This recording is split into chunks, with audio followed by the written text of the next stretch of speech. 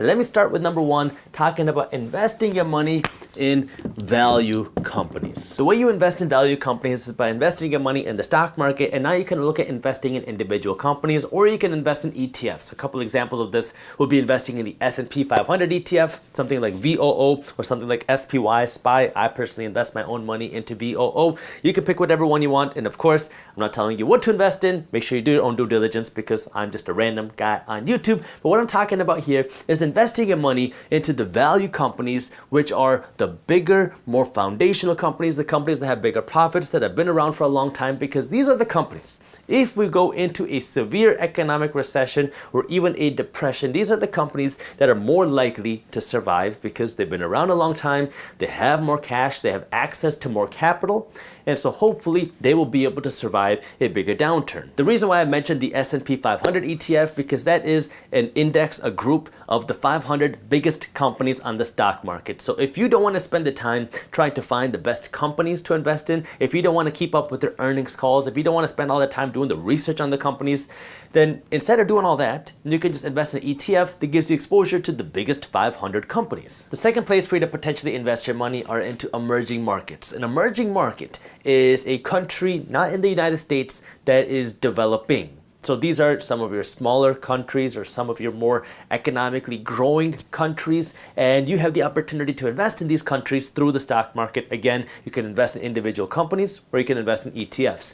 If you are not willing to put in the time to research a company and then research a country and then research its currency, I don't recommend you going out and individually just investing in companies, because now you're taking on a whole lot more risk, because you're not just investing in a company in the United States now, you're investing in a company in a different country that operates on a different currency. So if you don't want to put in all that research, look for emerging market ETFs, because that will give you exposure to countries like China and India and Brazil and Korea and Vietnam. A couple examples of this are SCHE and VWO. These are ETFs that I'm invested in, and again, this is giving you exposure to now not just countries, but companies and countries and currencies outside of the United States. The third place where you'll be able to find opportunity is in the crypto market. Now, you don't have to look very far to see the cryptocurrency has been hit very hard, and you've seen some of the not so good coins already get on the verge of being completely wiped out. And I don't think that is done yet. We're going to see more scams in cryptocurrency. We're going to see more coins get wiped out. We're going to see more coins go bust.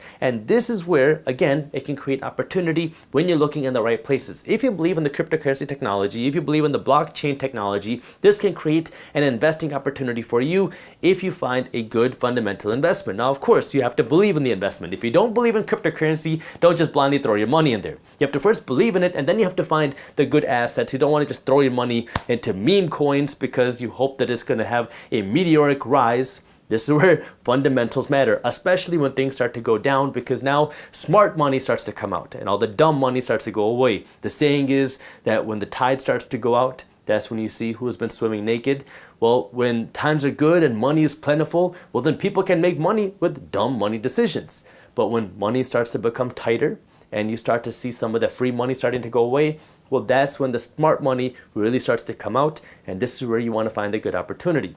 So if you believe in crypto, you believe in the technology of blockchain, and you want to look for good opportunities, well, this can create opportunity for you with everything else going on in the economy, the world, and the cryptocurrency market. But again, you have to be willing to withstand volatility. Fourth place where you can consider investing your money is in some physical gold. So I look at gold like real money, like hard money. I buy gold in a passive strategy where every month I buy a little bit more of gold. Again, just like with a lot of my other passive investments, I don't care what happens in the day-to-day price of gold, whether it goes up or down. I'm just buying a little bit more every single month as another place of saving hard money. Because if I had $50,000 worth of cash or $50,000 worth of gold today and I buried it in my backyard, in 10 years, which one's going to be worth more? Well, I think the gold is going to have more buying power in 10 years than the cash will, because our cash is losing value every single day. And as our cash loses value, the value of gold, or the price of gold relative to the cash, goes up. So as the value of the dollar goes down relative to gold, the price of gold goes up. So gold is more of a store of value. Our cash is a currency, a way to buy and sell things. I'm not a speculator, I'm an investor. And gold is more of an insurance than anything else. But the point that I want to really emphasize here is, if we continue going down an economic slowdown and the Fed changes course, where we are facing high inflation and then the Fed wants to fight the slowdown in the economy with cutting interest rates, by stimulating the economy, that would create significantly more inflation. That would hurt the value of the dollar, and in theory, that should also cause the price of gold relative to the dollar to go up. So just one thing to pay attention to, that gold is an alternative way for you to save your money as opposed to just storing cash. But it also does have its own risks because gold is volatile. However, it's an alternative and a way for you to save hard money. So if you have some extra cash sitting around and you want to find a way to save it in an alternative way, gold is one potential option for you. The fifth area where you'll be able to find opportunity is in the tech sector, because tech is going to be hit especially hard in this economic times because this tech sector has seen a lot of growth through the help of cheap money. Over the last number of years, you've seen a growth of companies through Silicon Valley and even the East Coast, where companies have been getting insane valuations because investors have had a lot of cash. Venture capital companies and institutions were able to borrow money super cheap, and they just needed a place to put it. So they were willing to invest this money into startups that were not generating much money or any money, and they were willing to throw money because they would hope that these startups would one day become profitable. Well, now the interest rates are going up, and now that the economy is starting to slow down, the venture capital firms and the institutions that were investing in these companies are saying, well, we can't just keep throwing cheap money into you. We need to see a profit. We need to see a return. And if these companies don't have the ability to churn a profit because they've been selling their products at a loss for so long to grow the user base and people don't actually want the product, well, that's when you run into issues. That's where tech companies across the board right now have been getting smacked because valuations have been dropping. People are realizing that the valuations on tons of these tech companies were just so insanely high, it never made any sense. So we've been seeing the valuations drop. We've been seeing hiring freezes across the tech sector. We've even been seeing a lot of layoffs. So what does that mean? Well, that means the tech sector is going to get hit extremely hard. The good companies and the bad companies are going to get hit. The bad companies, some of them are going to go away.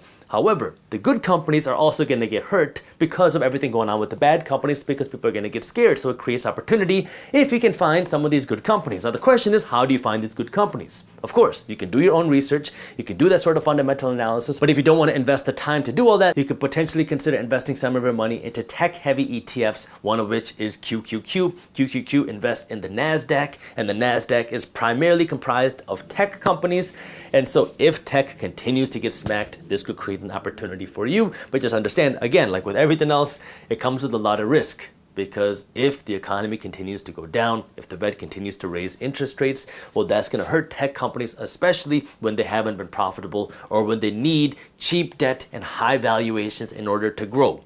So it creates opportunity if you're willing to invest for the long term. And again, this is where also your investing strategy plays a big part, because if you're just dollar cost averaging and you're just buying shares over time, that way, if the markets continue to go down, you don't try to time the market, you're just averaging your shares. That creates opportunity for you. But again, you got to understand the risk. I know I've said this 1,000 times. I'm going to keep saying this because, well, I'm an attorney and I got to make sure I protect my interest, but also for you, that way you understand that there is risk associated with this, and you want to understand that if you want to really make money, it comes to being an investor for the long term. You have to have the patience and understand and believe in what it is that you're investing in. The sixth place where you can see opportunity is in the real estate market. And this one is very interesting because this one is extremely dependent on what the Fed does. Now, I'm going to reiterate this one more time, because if the Fed continues to raise interest rates, it is going to make real estate significantly more expensive. And if real estate housing prices become significantly more expensive,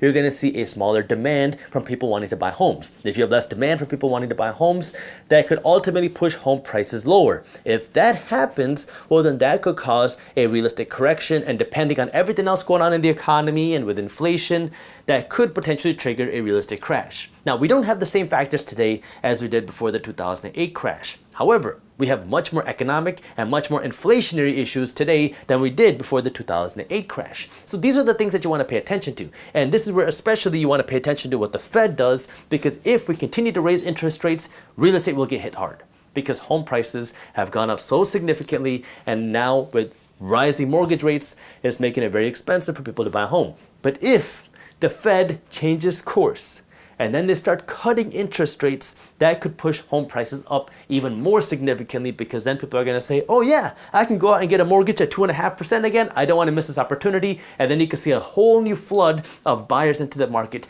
pushing home prices up even more. And the seventh place we can consider investing your money is in startups, because it is much more accessible for regular people, non-accredited investors, to invest in startups now because of new regulations which allow non-accredited investors to invest in startups. So now you can invest through crowdfunding platforms. The major three are WeFunder, Republic, and Start Engine. I am an investor in WeFunder, by the way, but you can invest in companies on these platforms that are in that startup stage. Now, I like this because I like entrepreneurs. However, I do want to say that this comes with its own fair share of risk because, well, a startup has a much higher chance of going bankrupt than a company that's more established and that has billions of dollars worth of profits. If you enjoyed this short clip from my longer videos, here's another clip that I think you'll love. And while you're at it, if you're interested in learning more about how to start generating passive income, our team put together an amazing guide that goes over what passive income is, how to start generating passive income, and different passive income strategies. These are things that you can start doing even if you don't have a lot of money. So if you want to read this free guide on how to start generating passive income for free, all you got to do is click that button right over there. Thank you for watching, and as always, keep